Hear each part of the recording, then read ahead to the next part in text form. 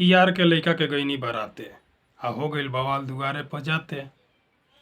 Orchestra में बाजत रहे हऊ वाला गाना आ सुनले जो बेटी हा तो कह दिहले माना। सब बरतियन के मजा किरकिरा गईल आ दूल्हा के जीजा बेटिया पर खिसिया गईल।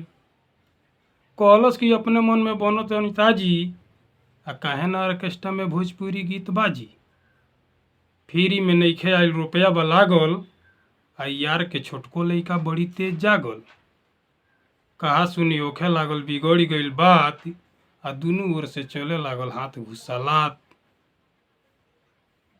पीटा पीटी देख के गांव वाला जुटले आ कई जने बरतिया के हिंक भर कुटले। केतने के बुसट फाटल केतने के कुर्ता आ इतना मार मार धले सो कि बेहोश हो गईल मुर्ता। जान बचा के बरतिया लो भागल आ यार के बचावे में एक आध हाथ हमरो के लागल। हट के कगरी फोन लगौनी आ 112 नंबर पर सब बात बतौनी। 20 मिनट के भीतर अइले सो सिपाही आ इतना देर में दर्जनों लोग हो गईल है घाही। सिपाही के देख के मारपीट रुकल, सिपाही के अइला पर मारपीट रुकल आ तब जाके गांव वाला बन कैले हुकल। पूछले दरोगा जी झगड़ा के कारण आ सब बात बतौले प्रधान बहारन।